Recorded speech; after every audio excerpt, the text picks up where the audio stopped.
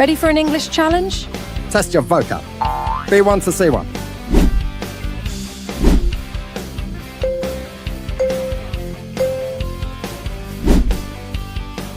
Ready for a quick English challenge from Talk About the Talk?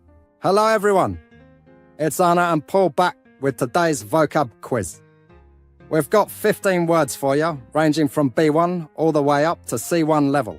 See the word, pick the meaning, then hear the answer and how we use it. That's right. And remember our challenge? No 12 out of 15? Your English is excellent. Ready to test yourself? Let's go. Okay, the first word is manage. Does it mean A, to lead a horse, B, to be in charge of or succeed in doing something, or C, to buy groceries? Right then. The correct answer is B, to be in charge of or succeed in doing something. Let's hear how that sounds in a typical workplace chat. So, Anna? Paul, can you manage to finish this report by 3 p.m? Yes, Anna. I think I can manage that, but it will be tight. Nice one. Okay, ready for the next word? Number 2 is task. Is it A, a large elephant's tooth? B, a piece of work to be done? Or C, a type of tea?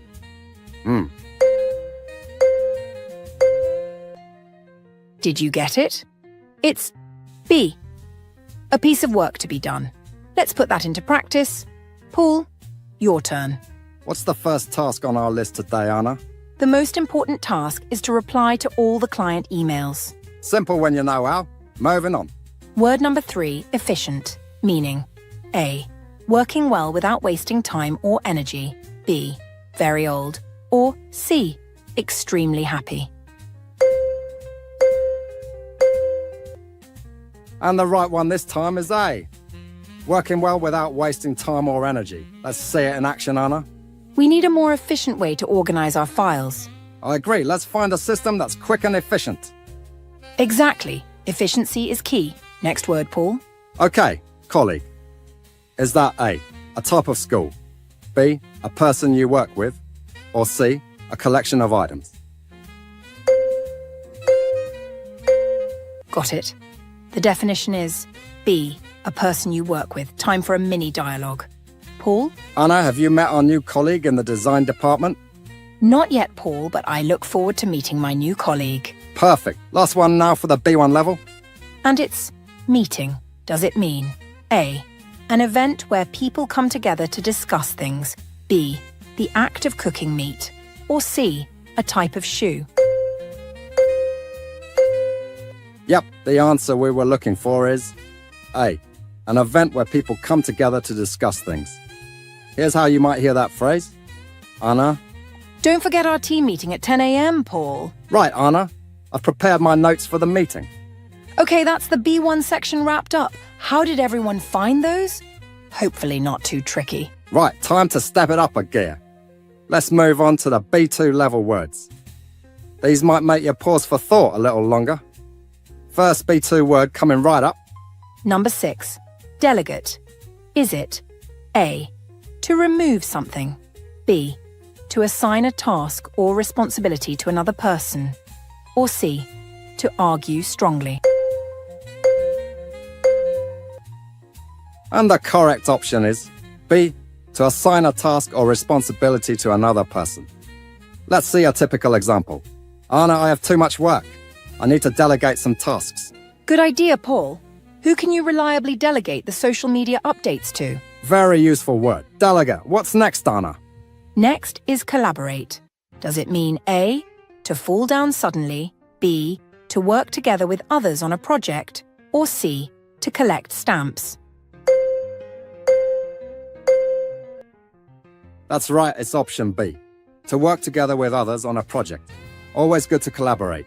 Let's hear an example. Anna? I think we should collaborate with the marketing team on this campaign. Yes, it's always beneficial to collaborate and share ideas. Absolutely. Okay, word number 8.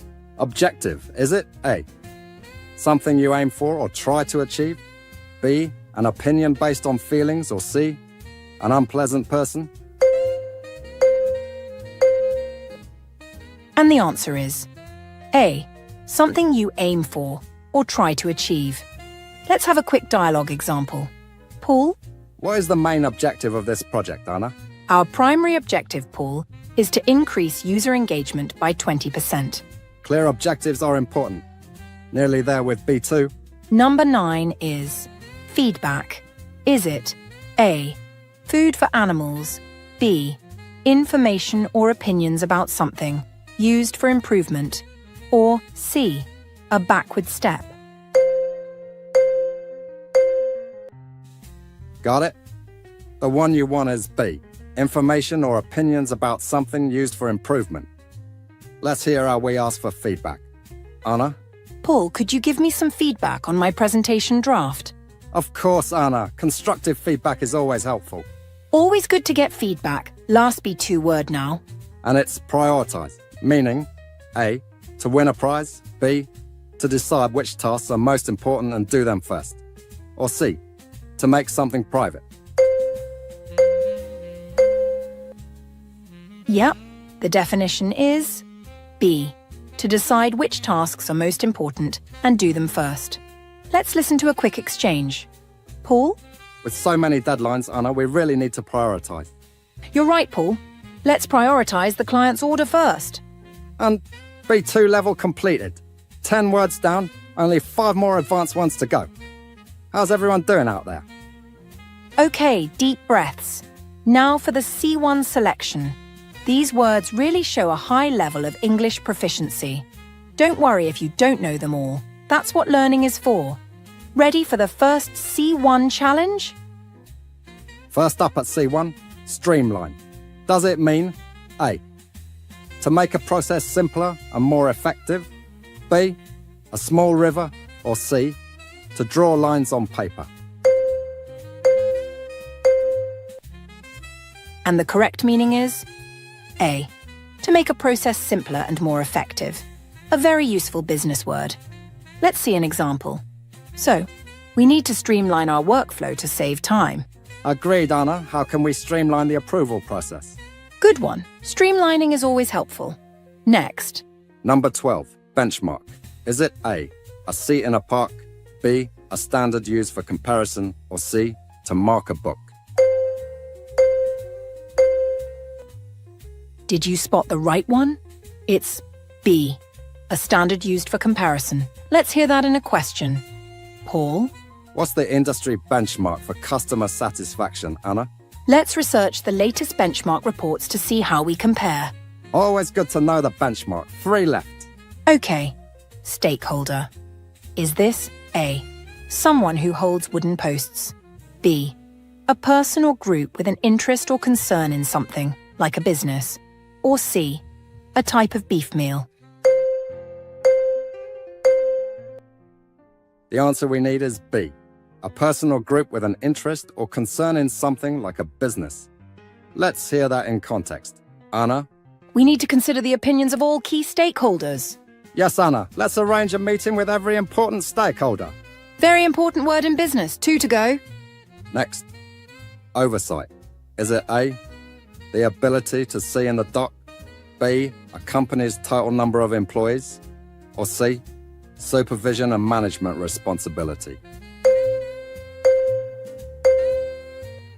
The correct answer is C, supervision and management responsibility. Let's hear an example. Paul? Who has oversight of the budget for this project, Anna? The finance department has direct oversight, Paul. Excellent. Last word of the quiz. Fingers crossed. And finally, liaise. Does it mean A, to tell lies, B, to cooperate and exchange information with someone, or C, to feel lazy? And the final correct answer is B, to cooperate and exchange information with someone. Let's wrap up with one last example. Anna? Paul, could you liaise with the technical team about the website issue? Sure, Anna. I'll liaise with them first thing tomorrow morning. And that's all 15 words. Phew! How many did you get right, everyone? Was it over 12? Fantastic work if so. Absolutely. And don't worry if not. Keep practicing these words. Seeing them in context helps so much. And remember, every little helps. Definitely. We hope you enjoyed this vocab challenge. Like and subscribe for more quizzes and lessons from Talk About the Talk. Bye for now, everyone. Keep learning and keep practicing. Cheerio!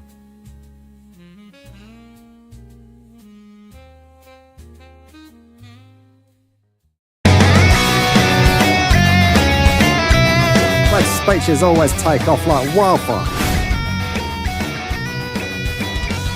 Paul said that he'd ended up reciting pizza menus in actual Italian, which shows an unplanned final outcome.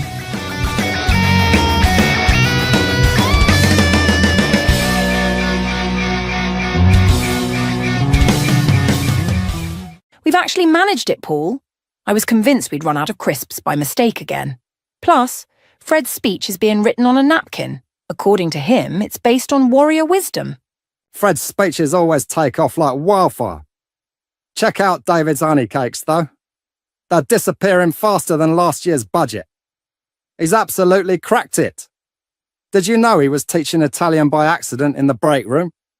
I ended up reciting pizza menus in actual Italian. Classic David. How's your mum getting along with her new puppy?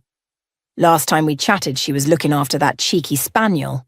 She's full of beans, just like the dog. I've been dealing with daily photos of them blowing off steam in the park. Make sure you can make it for Sunday roast. We're gonna need your expertise on Yorkshire puddings. As long as we don't set off another gravy debate. Last time, Gran was knackered from listening to us argue about lump-free sauces. Fair. Anyway, how's your sister? She's been out of work for weeks. Must be fed up. Actually, she's taking part in a bakery course. In advance, I warned her not to give up. Now she's loaded with orders. We're all in the same boat, though. I've been putting off my tax forms for months. Tell me about it. I'm dealing with Fred's Viking Metrics spreadsheet. It's cost a fortune in coffee just to carry on. By the way, fancy hanging out Friday? Let's go with the flow. Cinema, curry, no faffing. Sounds mint. Looking forward to it. Just don't order the Vindaloo on purpose again. My stomach's still recovering. Deal. Oh, check out Fred's throne. It's been over an hour and he's still explaining Brand Valhalla to the interns. He's just blowing off steam. According to HR, he was done in after that client call yesterday. Let's go with the flow. In another 10 minutes, David's going to start his Roman marketing hacks speech. Fred's spreadsheets better be over soon. And David, the only bloke who'd base a campaign on first century gladiator hashtags, bread, circuses and retweets. Surviving Mondays as well as Viking parties. We've cracked it.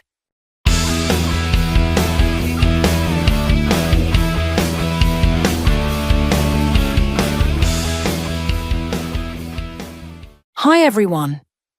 Welcome to the very first episode of Talk About the Talk, the Melody Minds language podcast, where we break down expressions from everyday scenes and help you master real-life English. I'm Anna, and here's Paul. Hello everyone. Today we're dissecting our chat from Frank's party. Frank's party? Who's Frank? Blimey, Paul. We've been practicing this podcast for a week. You've really mucked it up now, haven't you? And you, our lovely audience, got the bug? More like lost the plot. Right. Fred's party. Frank? No clue who that is. Must have been a proper brain fart. That lively night when we used loads of British idioms and expressions. If you follow along, you'll soon be able to use these phrases naturally in your own conversations. Let's start with one of the basics, run out of. I mentioned that I'd been convinced we'd run out of crisps by mistake again. You could also say we'd used up all the snacks. For example, you might say you ran out of milk by mistake and couldn't make tea. Also, another way to express it is that your cupboard's been completely used up. Right. And then there's set off. As in when Anna joked that we shouldn't set off another gravy debate, meaning we shouldn't trigger an argument.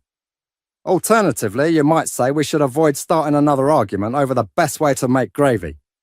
For instance, if we set off an argument about the gravy recipe, everyone would get stressed. Speaking of triggering things, we also used take off. Paul mentioned that Fred's speeches always took off like wildfire. Take off means something becomes popular very quickly. You could also say they went viral. For example, her video took off after she posted it on social media. Alternatively, you might say that new meme went viral overnight, after it was shared on Twitter. And don't forget, check out. I said you should check out David's honey cakes because they were disappearing faster than last year's budget, which means to have a look at them or investigate their success. You might also say to take a look at David's cakes. For instance, you should check out that new gadget. It's amazing. Alternatively, you could say to have a gander at David's cakes. Exactly. Now, look after is another one we used. When I asked Paul how his mum was getting along with her new puppy, I was referring to her looking after, or taking care of, the dog. You could simply say take care of instead. For example, could you look after my plants while I'm away? Alternatively, you might say you always take care of your little brother when mum's at work. And then we had some fun with blow off steam. Anna mentioned that Fred was just blowing off steam, meaning he was releasing his stress. For example, after a long day, you might like to blow off steam by going for a run. Alternatively, you could say you like to unwind after work. For example, you unwind by listening to your favourite tunes in the evening. Right. Moving on. We used put off when talking about procrastinating on our tax forms. I said that I'd been putting off my tax forms for months, which means to delay or postpone. You could also say you keep delaying your tax forms. For example, you put off doing your homework until the last minute. Alternatively, she keeps postponing her dentist appointment until it's too late. And then there's carry on. I mentioned that Fred's spreadsheet had cost a fortune in coffee just to carry on, meaning to continue despite challenges. You could also say keep going. For instance, even when things are tough, you've got to carry on. Alternatively, you might say, no matter what happens, just keep on going and you'll eventually succeed. Don't forget end up. Paul said that he'd ended up reciting pizza menus in actual Italian, which shows an unplanned final outcome. Alternatively, you might say you wound up reciting. For example, you ended up staying home all weekend. Alternatively, he wound up losing his keys after the party. Now, get along with is key in social situations. Anna asked how my mum was getting along with our new puppy, meaning how well they were doing together. The British equivalent is get on with. For example, do your colleagues get on with the new manager? In very casual conversations, Brits might shorten it to just get on, like asking do they get on. But the full phrase is always get on with when you want to be clear. Switching gears to our more modern lingo. Hang out. Paul suggested hanging out on Friday with no faffing, meaning to spend casual time together without wasting time. You could also say chill out. For example, we're going to hang out at the pub later. Alternatively, after work, let's just chill out at the park. And then there's look forward to. Anna said she was looking forward to it, which means being excited about something coming up. Another way is can't wait for. For instance, you look forward to the weekend every week. Alternatively, you can't wait for your holiday next month. It's going to be brilliant. We used cost a fortune when Paul joked that Fred's spreadsheet had cost a fortune in coffee just to carry on, meaning it turned out to be extremely expensive. Alternatively, you might say cost an arm and a leg. For example, that designer bag costs a fortune. Alternatively, that new car costs an arm and a leg. It's way too expensive. And don't forget, in the same boat. Anna mentioned that she was in the same boat. She had been putting off her tax forms for months while her sister was swamped with bakery orders. That means they were both facing similar challenges. Alternatively, you could say we're all in this together. For example, we're all in the same boat when it comes to handling endless paperwork. Alternatively, we're all in this together when it comes to managing our budgets. Lastly, a quick word on give up. I said not to give up, meaning don't stop trying.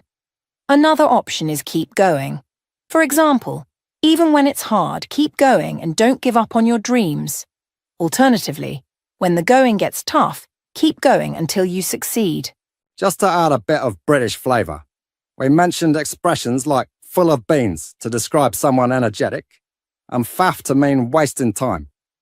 These expressions are part of everyday lingo, and if you use them correctly, you'll sound very natural.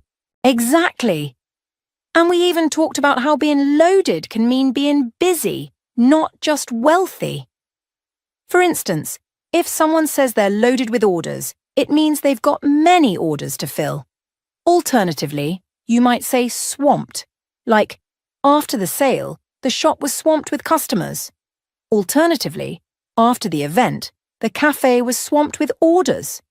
Our chat is meant to be a fun way for you to practice not only these expressions, but also different grammatical structures like reported speech and if clauses. If you'd listened to our party banter, you'd have heard a mix of past, present and future tenses all woven together naturally. That's right. And remember, if you regularly follow our new videos and practice the expressions by writing, speaking, and even singing along with our songs, your English will improve noticeably. Our free online PDF quizzes and tasks will help you drill these phrases even further. Cheerio for now. And remember, don't give up. Whether you're out of work or just in need of a kip, you've actually got this. Thank you for joining us on this first episode of Talk About the Talk. We hope our breakdown of these expressions makes your learning journey a bit easier and a lot more fun. Stay tuned for more episodes where we dive deeper into everyday English with Melody Minds Languages. Goodbye, everyone. And remember, keep practicing and we'll see you next time.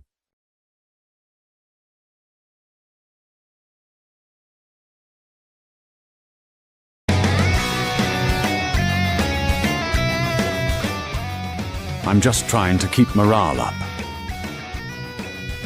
Don't learn words in isolation. Always think in context. Oh yes, we love sarcasm, but to be fair, who doesn't?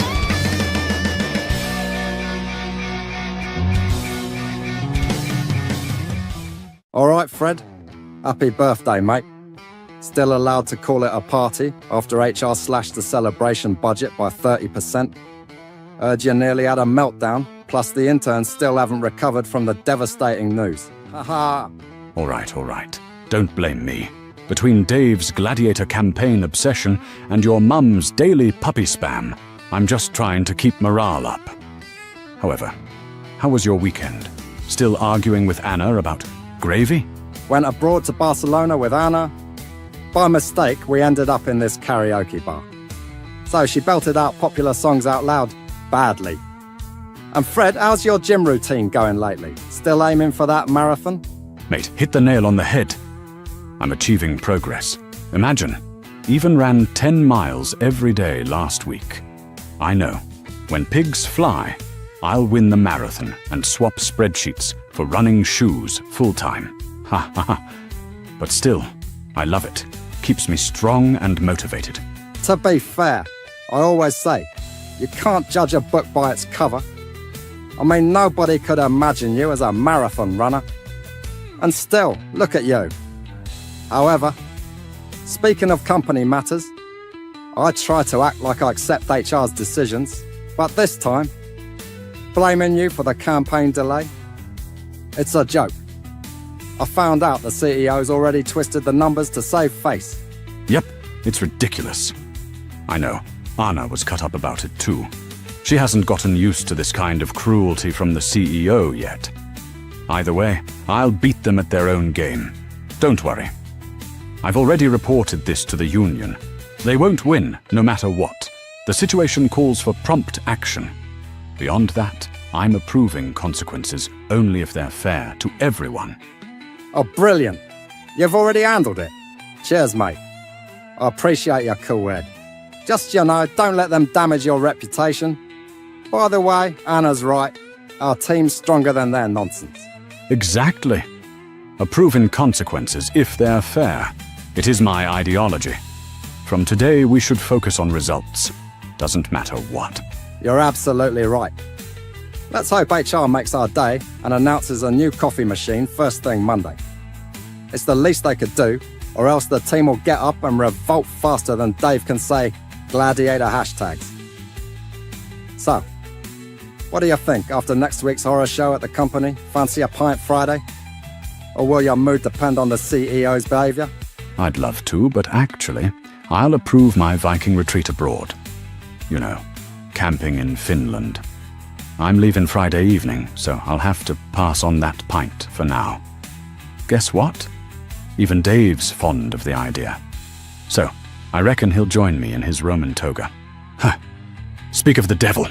Fred, it just came to mind.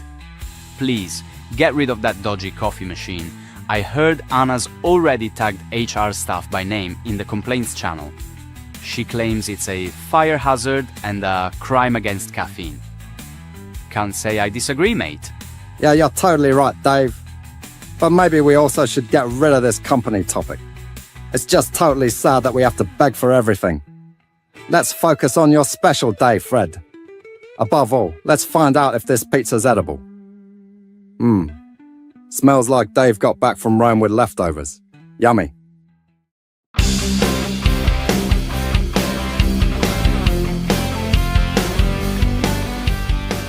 Hi everyone.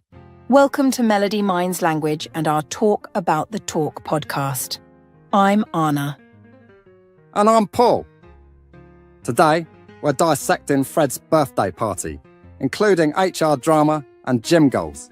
Grab a cuppa and let's dive into the real-life expressions. We'll teach you how to learn in context, share free resources, and even explain why Fred thinks pigs might not fly. Okay, just in case, let's translate Anna's last sentence. It means Fred's full-time marathon dream is staying in Fantasyland, right next to flying pigs. However, I've got important advice for you. Here's a golden rule of language learning. Don't learn words in isolation, always think in context.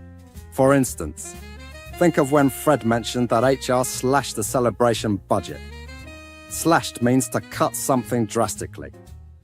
But you'll want to pair it with words like budget, prices, or jobs to sound natural. Think of slash costs in a supermarket or slash staff at a workplace. Exactly. Learn phrases like keep morale up or campaign delay as complete chunks. Your brain remembers stories, not random words. And I promise we'll lend a hand to support you throughout your learning journey. And you'll remember them forever. Just stay consistent. Listen to and watch English content every day. And make sure to practice whenever you can. Do this and your progress will be remarkable very soon. Okay, my friends, let's jump in. Now let's tackle devastating news. When Fred said HR slashed the budget, that was devastating news, meaning extremely upsetting or shocking information. You could also say soul-crushing or heartbreaking for serious or not-so-serious incidents. For example, I heard soul-crushing news lately.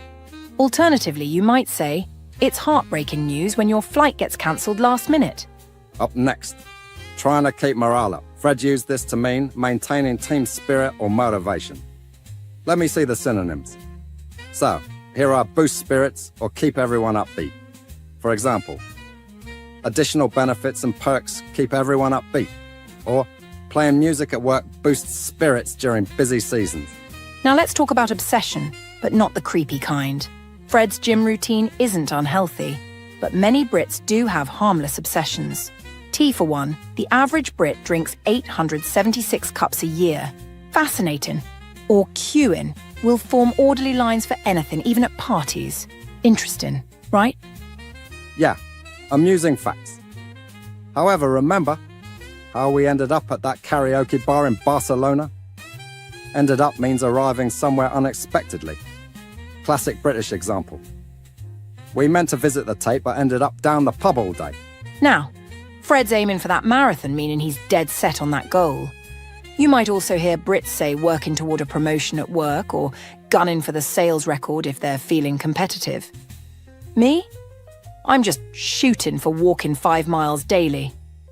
Baby steps, yeah? Yeah, those actually are hehehe. And this brings us to Fred's when pigs fly comment about quitting his job to run full-time. This idiom reflects British sarcasm. We love humorously exaggerated pessimism. Like, I'll clean my flat when pigs fly, or when pigs fly, the tube will be air-conditioned. Oh, yes, we love sarcasm. But to be fair, who doesn't? Right, let's go on. Here's this lovely idiom. Can't judge a book by its cover. That we use constantly. For example, that posh banker, he volunteers at a cat shelter, so never judge. It reflects a very British value, assuming humility over appearances. Now let's talk a little about company matters. Here's Fred's whole HR situation. This phrase just means anything related to business operations, not necessarily problems. You might hear, we need to discuss some company matters before talking about budgets, promotions, or even office parties. For formal settings, try organisational matters, like, these organisational matters require attention. And if it's just general office life, workplace matters works perfectly. For instance, how do we handle workplace matters like remote working? See? Yes, I see. Cheers, Paul. And then we had this awful situation where the CEO twisted numbers to save face. You know, trying to avoid embarrassment when things go wrong. We've all done it, like when you blame the printer for a mistake instead of admitting it was you, when someone laughs it off after tripping in public. Other ways to say it, you might avoid embarrassment, maintain dignity, or keep up appearances, though that last one suggests things might not be as perfect as they seem. And you know, when Fred said Anna had been cut up about the CEO's decision, he meant it cut her deeply. Like when you work your socks off on a project, only to have it criticised without explanation. Brits don't often show hurt, but Anna's face said it all. And she hasn't gotten used to this treatment. That present perfect tense tells us the hurt started in the past and still stings now. Like how you'd say, I haven't gotten used to colleagues taking credit for my work after months of it happening. Yes, those poor things. But Fred, he's not backing down. I'll beat them at their own game means fighting back with their tactics. It's what small shops do when competing with big chains. Match their prices but with better service. Spot on, Anna, and he's right. The situation calls for prompt action. The formal phrase demonstrates workplace tension. Imagine a manager saying, we must address this promptly through gritted teeth during a crisis meeting. The translation is, fix this now or someone will pay the price. Yes, awful. Thank goodness Fred kept a cool head, so he stayed calm as a cucumber. Brits pride themselves on that, but between us, even the steadiest souls mutter for Pete's sake in the loo afterwards. Yep, that's so us. By the way, you know what makes my day? When the office biscuit tin magically refills itself. Yummy. That phrase means something that brings sudden joy, like when a stranger pays for your coffee, or your boss says, leave early today. Brits adore these little wins, because let's be honest, we endure a lot of drizzle and delayed trains. True. But if they cancel Tea Tuesday again, there'll be a full revolt against management, though British revolts are polite. Just think of the strongly worded emails signed, kind regards. It is the art form of passive aggression. Certainly. Which reminds me, Anna, fancy a pint Friday? That's our casual way of saying pub after work. And a fascinating fun fact again, we often drop verbs in invites. Fancy dinner means, shall we get dinner? It's not laziness. It's a linguistic efficiency. Yep, but Paul, guess what? That's our version of, wait till you hear this. Perfect for gossip like, guess what, Dave wore his toga to the meeting. Or announcements for good news. Guess what? HR approved the new training budget. And if you remember, Fred mentioned Dave was fond of the idea of a Viking retreat. Fond of means likes the idea of, like being fond of rainy bank holidays. And when Fred said, I reckon he'll join me, that's pure British speculation. I reckon means I think, but sounds wiser. Like I reckon it'll rain by 3 p.m. Or, I reckon the meeting could have been an email. It just wasted my quality time. Yeah, typical. And what about the idiom, speak of the devil? Well, we say this when someone appears mid-conversation, like, speak of the devil. It's HR with more good news. When an idea comes to mind, it pops up suddenly, like remembering mid-meeting you left the kettle on. Fancy alternatives? We also have the phrase, it struck me, for light bulb moments, like, it struck me that we have no coffee. Or, it occurred to me, for polite suggestions, for example, it occurred to me we might need more tea bags. Yeah. However, we must get rid of that dodgy coffee machine first. Get rid of means to remove or throw out, such as in, let's get rid of these spreadsheets, or please throw out that mouldy sandwich. That is pretty disgusting. And that brings us to the close of another jolly round of chat, dear listeners. Remember, our banter isn't just about sharing quirky expressions. It's about blending grammar with life's little adventures, from casual banter to deep conversation. Exactly, Paul.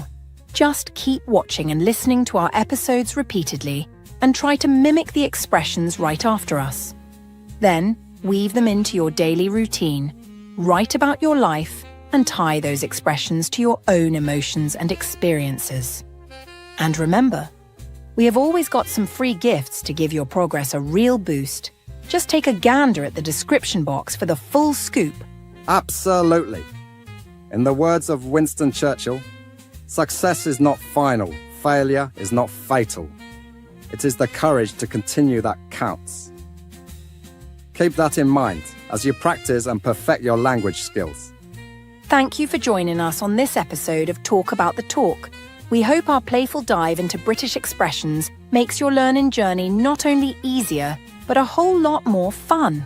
Goodbye for now, everyone.